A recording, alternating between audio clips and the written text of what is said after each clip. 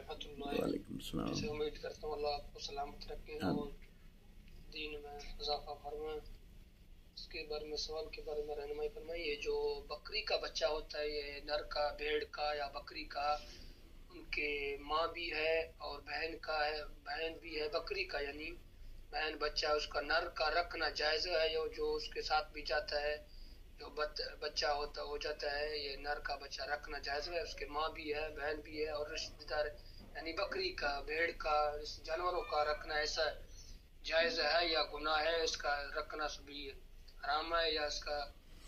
وعلیکم السلام ورحمۃ اللہ وبرکاتہ۔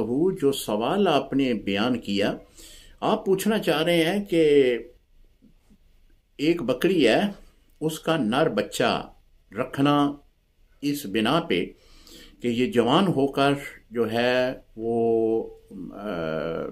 گبن کرنے میں معاون ہوگا، تو کیا یہ جائز ہوگا؟ حالانکہ آپ پوچھنے ہیں کہ اس کی بہن بکریاں بھی موجود ہوتی ہیں۔ دیکھیں، انسانوں میں اللہ تعالیٰ نے یہ حکم صادر فرمایا ہے کہ اللہ تعالیٰ نے حرمت بیان کی ہے، لیکن جانوروں کے اندر ایسی کوئی حرمت نہیں ہے۔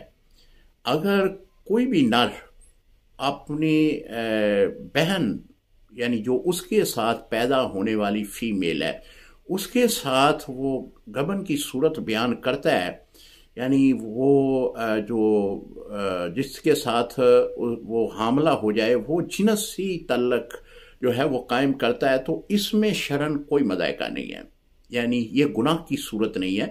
اگر کوئی آدمی ایک ماں، جس طرح آپ نے سوال کیا، ایک ماں کا جنا ہوا میل جو ہے اس نے اپنے پاس رکھا، اسے جوان کیا، کل کو اس نے اپنی ماں کے ساتھ ہی وہ گبن والی صورت بنا لی، تو اس صورت میں بھی کوئی گناہ نہیں ہے، کیونکہ یہ جانوروں کے اندر حرمت بیان نہیں کی گئی۔